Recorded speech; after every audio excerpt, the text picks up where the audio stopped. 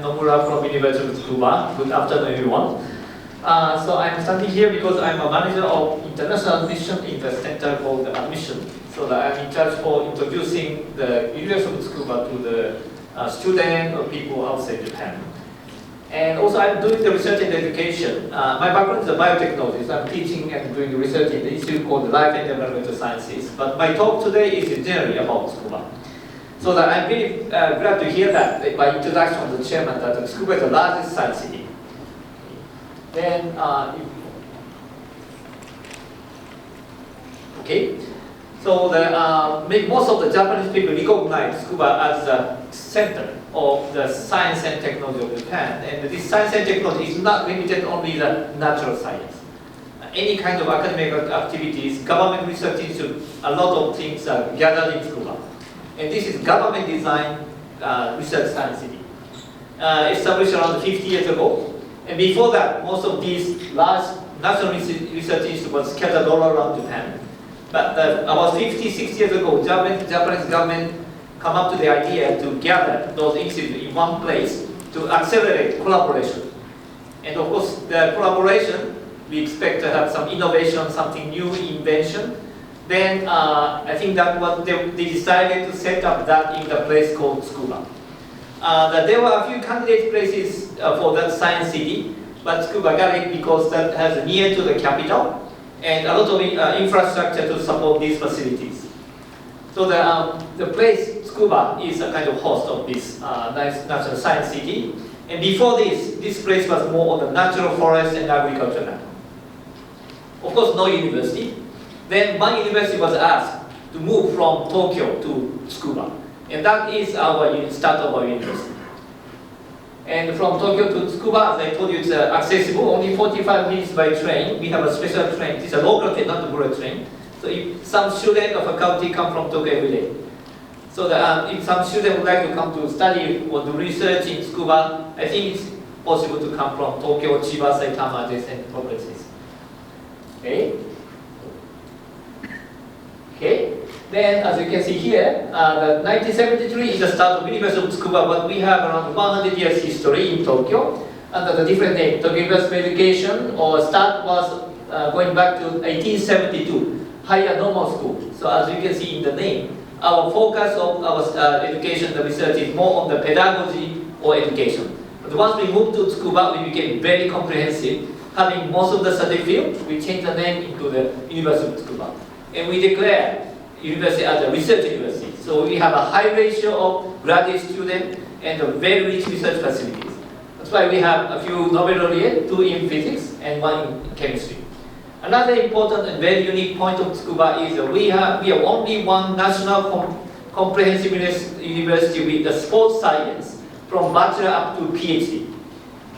And a lot of private universities have this, but only Tsukuba has this from bachelor to PhD. And the athlete who like to study bachelor degree or master PhD, study in the national university, most of them come to Tsukuba. This is one of the biggest departments, and every Olympic game, we send athletes to the Olympic game. They are not only joining, they are getting a lot of medals. So that I think world-class athletes, a lot staying in Tsukuba, and our facility for sports also very rich.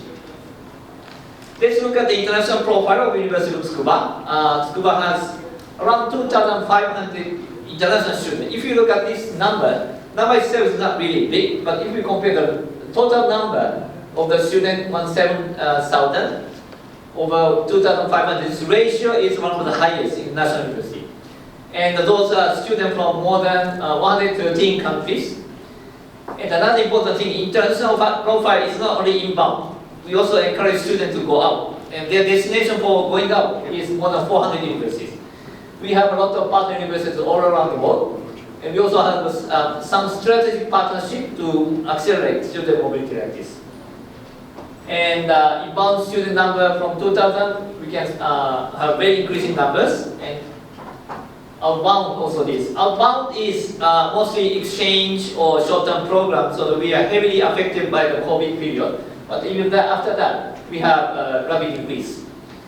And many universities introduce scholarship support from JASO. And we have a lot of scholarship support from Japanese government through JASO. And those are the inbound international students. But JASO also support outbound student. That means they give scholarship for university students in Japan to go abroad. But I wonder if you know that those outbound scholarship from JASO is limited only to Japanese students. And if foreign student would like to use JASO for going abroad, this is limited only to the student with PR status.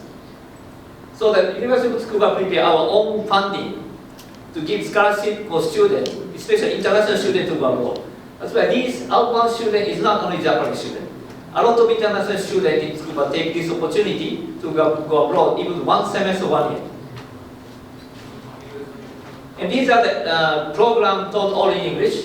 And we have maybe STEM field like life and environment, engineering, and if the student would like to do social study or international study science, and the global issue and Japanese. But I will briefly explain one by one.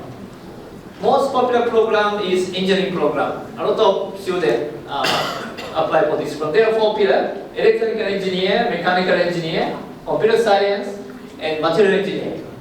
And these 4 pillars, students study almost same subject in the first and second years.